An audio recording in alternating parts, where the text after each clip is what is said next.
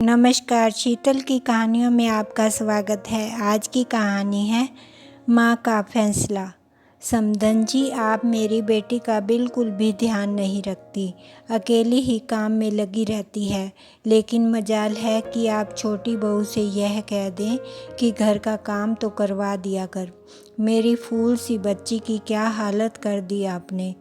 पर मैं भी कहाँ माथा फोड़ रही हूँ। भला कभी किसी सास ने अपनी बहू का भला चाहा है। बड़ी बहू भाविका की माँ ने फ़ोन पर ही उसकी सास कोमल जी को सुना दिया।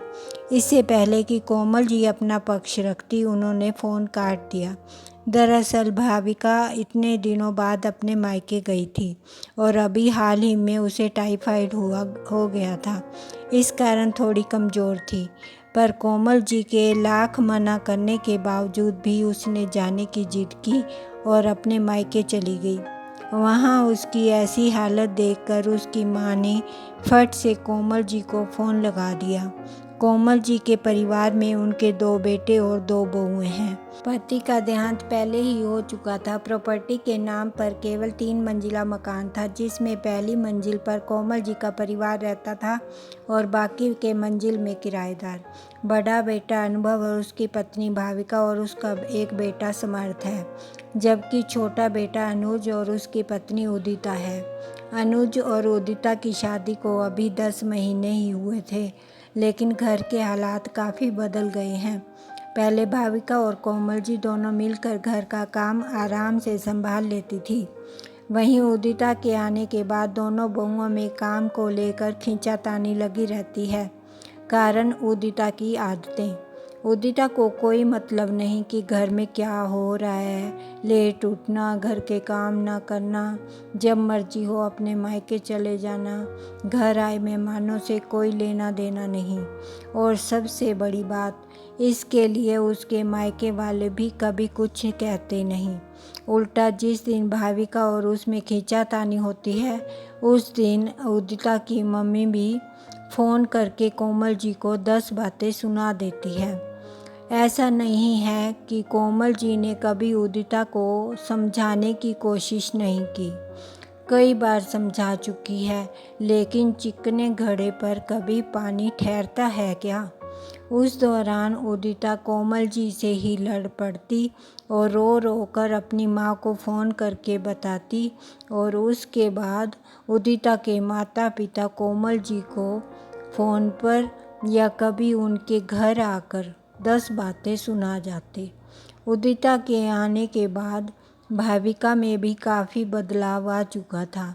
अब उसकी भी अपनी मर्जी होती तो वह कोई काम करती, अन्यथा अपने कमरे में जाकर बैठ जाती।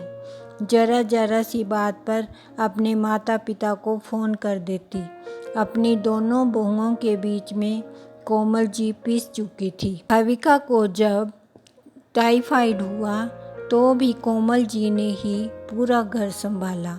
उदिता ने कोई मदद नहीं की, अपितु काम ना करना पड़े इस डर से मायके जाकर बैठ गई।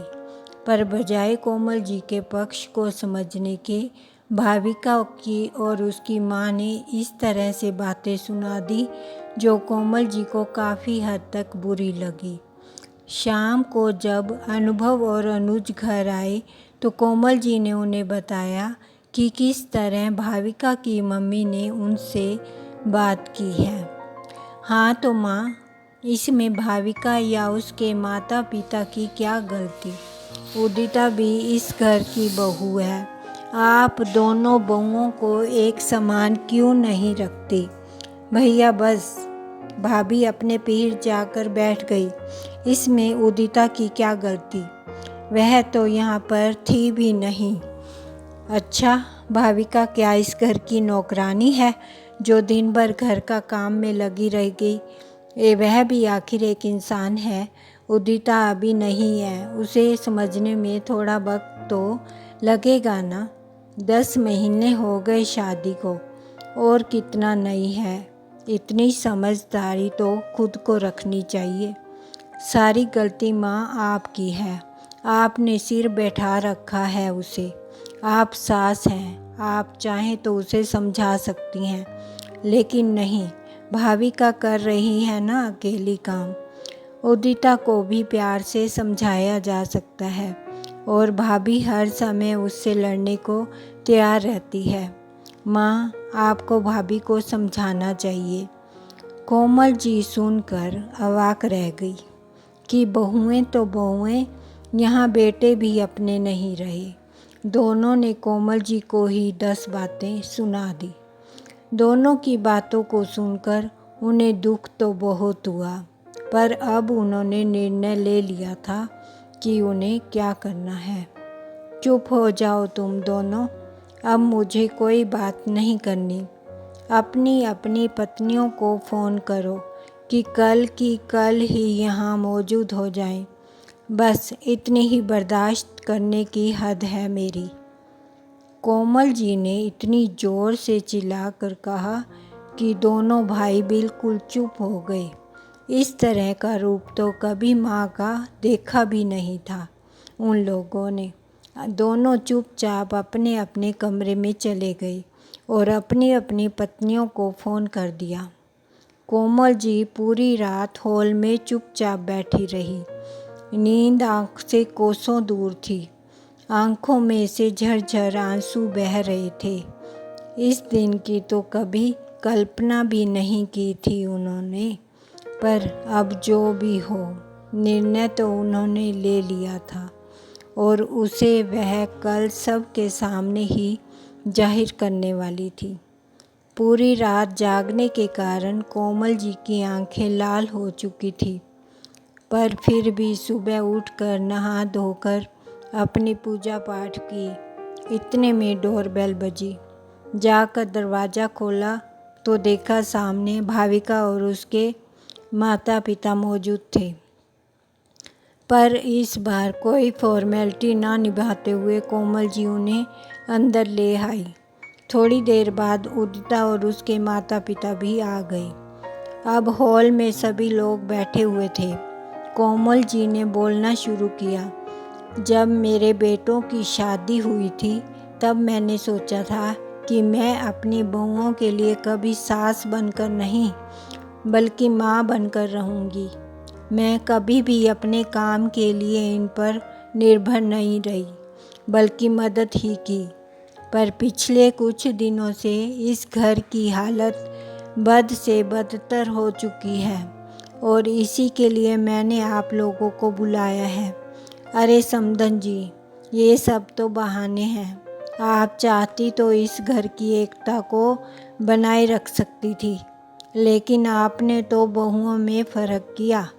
भाविका के पिता ने कहा, जिस घर में घर का मुखिया कमज़ोर होता है उस घर में यह सब होता ही है और इसके लिए आप हमारे बच्चों को दोष नहीं दे सकती। अब की बार उदिता के पिता ने कहा, हमने बेटी दी थी, नौकरानी नहीं, जो दिन भर आप लोगों का काम करती रहे। देखो क्या हालत कर दी मेरी बच्ची की। भाविका की माँ ने कहा, हमें पता होता कि हम ऐसे लोगों से रिश्ता जोड़ रहे हैं तो हम हमारी बच्ची की शादी कभी इस घर में करते ही नहीं। जब से शादी हुई है मेरी बच्ची परेशान हो रही है। उदिता की माँ ने कहा। जब दोनों बहुओं के माता पिता कोमल जी पर इल्ज़ाम लगा रहे हैं, मजाल है किसी बेटे और बहू ने कुछ कहा हो। सब के सब खड़े खड़े तमाशा देख रहे थे, पर इस बार कोमल जी मन पक्का कर खड़ी थी। उन्हें अपने किसी बेटे से ही उम्मीद नहीं थी, तो बहुएं तो दूर की बात है। आखिर उन्होंने ही कहा, मैंने आप लोगों को यहाँ मुझ पर इल्ज़ाम लगाने के लिए या चिल्लाने के लिए नहीं बुलाया है और ना ही मैं यहाँ अपनी तरफ से कोई सफाई देना चाहती हूँ। मुझे अच्छी तरह से पता है कि मैं सास हूँ, इसलिए बदनाम हूँ, तो जाहिर सी बात है मुझ पर कोई विश्वास नहीं करेगा। इसलिए बेवजह चिकने घड़ों के सामने अपने आंसू बहाने से अच्छा है कि मैं अपना निर्णय सुना दूँ। मैंने फैसला कर लिया है। कि मैं अपने दोनों बेटों को अलग कर रही हूँ। हाँ तो कर दीजिए, हमें क्या ऐतराज़ है, बस हमारे बच्चे खुश रहने चाहिए, उदिता के पिताजी ने बड़ी बेशर्मी से कहा। हाँ हाँ बता दीजिए कौन कैसे रहेगा। हम जाने से पहले अपने बच्चों की गृहस्थी को तो बसा जाएं और इस रोज़ रोज़ की लड़ाई झगड़े से निजात पाएं। अब की बार भाविका की माँ ने कहा। सुनकर कोमल जी का खून खोल गया, लेकिन मैं चुप रह गई। मन में तो ऐसा बवंडर उठा कि मेरी गृहस्थी को तोड़कर लोग कितना खुश हो रहे हैं, पर उम्मीद किसी से क्या करे जब अपने ही बच्चे जवाब नहीं दे रहे थे। आखिर कोमल जी ने अपने आप को शांत रखते हुए कहा, प्रॉपर्टी के नाम पर हमारे पास केवल यह 3 मंजिला मकान है।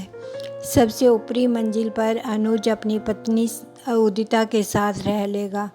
बीच वाली मंजिल पर अनुभव अपनी पत्नी भाविका और अपने बच्चे समर्थ के साथ रह जाएगा, जबकि पहली मंजिल पर मैं रह लूँगी। अरे आपको अलग रहने की क्या ज़रूरत है? आप तो 6 महीने किसी एक बेटे के पास और 6 महीने दूसरे बेटे के पास रह लेना, इतना तो बच्चे आपके लिए कर ही सकते हैं। और वैसे भी एक अकेले सदस्य के लिए एक पूरी मंजिल ब्लॉक करने से क्या फ़ायदा, कम से कम उसका किराया ही आ जाएगा। भाविका के पापा ने कहा।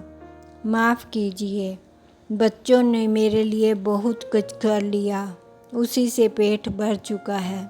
मेरे हाथ पैर अभी चलते हैं और मैं अपना काम खुद कर सकती हूँ, और जब ज़रूरत पड़ेगी तो देख लूँगी। जैसे अपनी बेटियों के लिए आप लोग आए हैं, वैसे ही भगवान की कृपा से अभी तक मेरा मायका है, और उन पर भी बोझ ना बनकर मैं नौकर रख लूँगी। इसलिए नीचे वाली मंजिल पर मैं अकेले ही रह लूँगी। हाँ तो अभी मेरी बात पूरी नहीं हुई है। अब क्या है, हो तो गया फैसला। आप तो बस किराएदारों को बोलिए ताकि वो खाली करें और हम लोग हमारे बच्चों को सेटल करें। अभी आपने आधा निर्णय सुना है, अब पूरा भी सुनिए। मैं किराएदारों को मंजिल खाली करने को कह रही हूँ। मेरे दोनों बेटे बहू अपनी अलग गृहस्थी बसा रहे हैं, तो मेरा खर्चा कैसे चलेगा? यह मकान मेरे नाम पर है, मेरी ज़रूरत तो इसके किराए से ही पूरी होती थी। तो जब तक मैं जिंदा हूँ मेरे दोनों बच्चों को किराया चुकाना पड़ेगा। अरे भला यह क्या बात हुई, कोई अपने ही बच्चों से किराया लेता है क्या? पर मैं लूँगी, अपने बच्चों से किराया ज़रूर लूँगी। मेरा कौन सा पति बैठा है जो मेरा खर्चा उठाएगा? और अगर वो लोग किराया नहीं चुकाना चाहते तो वो कहीं और अपना सेटलमेंट कर सकते हैं, मुझे उससे भी कोई ऐतराज़ नहीं है। अब आप लोगों का क्या निर्णय है, अपने आप डिस्कस कीजिए और मुझे बता दीजिए। देखिए समधन जी, अगर लोगों को पता चलेगा कि आप अपने बच्चों से किराया लेती हैं तो वो आपके बारे में क्या सोचेंगे, अंदाज़ा भी ही है आपको। माफ़ कीजिएगा समधी जी, इतने दिन से लोग ही कह रहे हैं और मैं सुन रही थी, किसी ने मेरा पक्ष समझने की कोशिश ही नहीं की। अब बहुएं समझना नहीं चाहती तो बेचारी सास क्या करे। सास बदनाम होती है, पर यह ज़रूरी भी नहीं कि सभी सास एक जैसी होती हैं। मैं तो वैसे भी बदनाम हूँ, तो थोड़ी सी बदनामी और सही। मैं कमरे में जा रही हूँ ताकि आप लोग बैठकर डिस्कस कर सकें। कोमल जी ने हाथ जोड़ और चुपचाप अपने कमरे में चली गई।